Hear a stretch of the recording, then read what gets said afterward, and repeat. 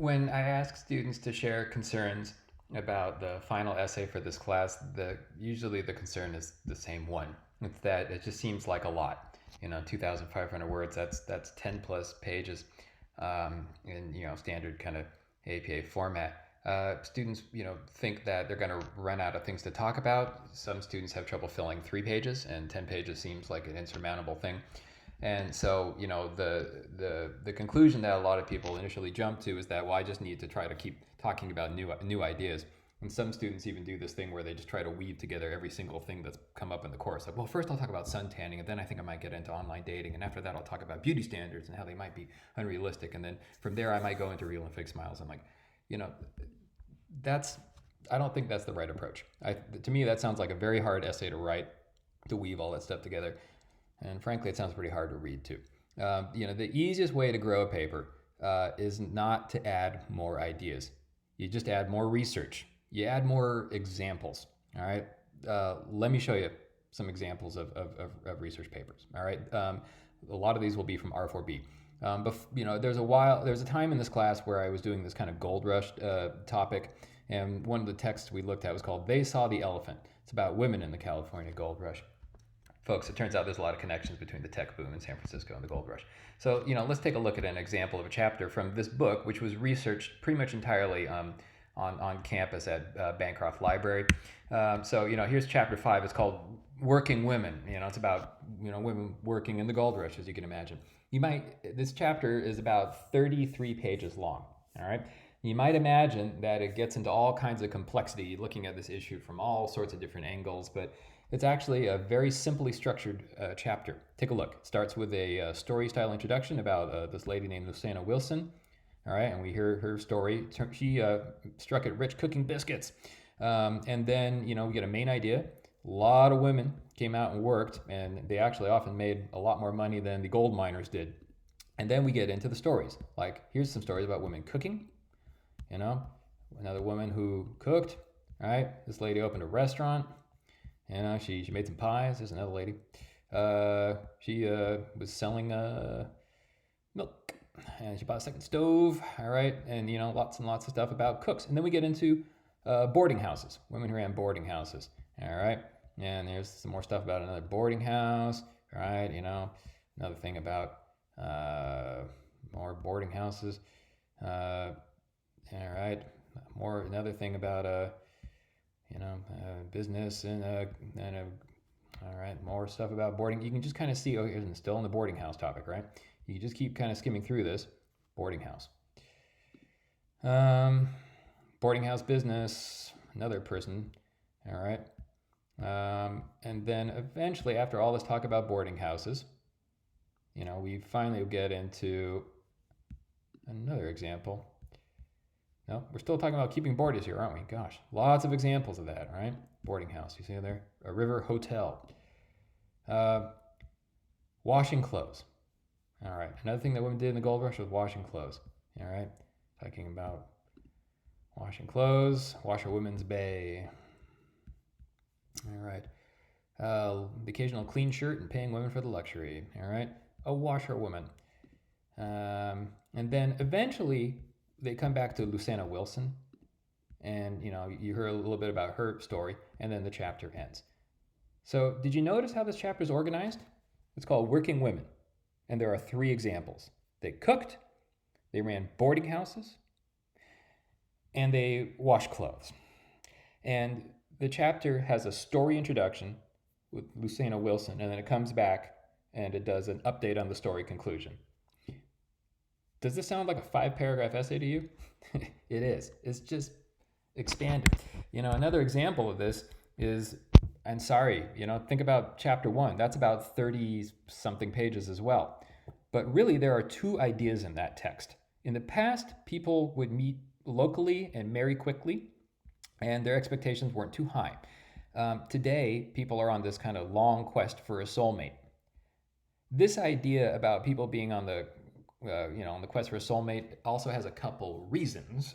We hear about emerging adulthood, and we hear about phone world. But most of the chapter is just lots of examples. you hear many, many stories of old people. Like there's one lady named, I think, Victoria, and then we hear about another guy, Alfredo, and then we get lots of stories about how people today met their soulmate. But really, that's two ideas that take up 30-something pages. Ansari is able to do that because he has many examples to give you, just like Levy, the author of They Saw the Elephant, is. Let me show you another example from a project I worked on. This was called Forget the War on Cell Phones. This was back when people were, debating heavily whether cell phones should be banned from classrooms, and I wrote a thing to say they shouldn't, and this turned into a 15-page paper. I also turned this into a 90-minute conference presentation. There were 4 ideas. All right, just about everyone has a phone and they bring it to school.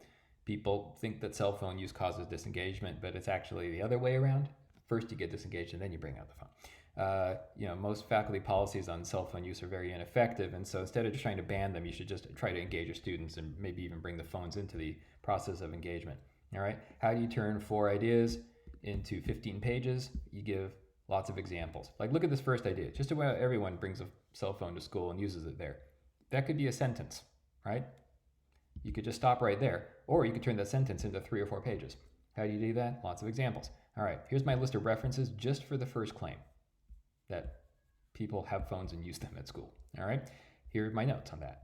All right, I got a good mix of kind of some quantitative, some numbers, Look at this, 99% of students own a phone, Good mix of quantitative stuff.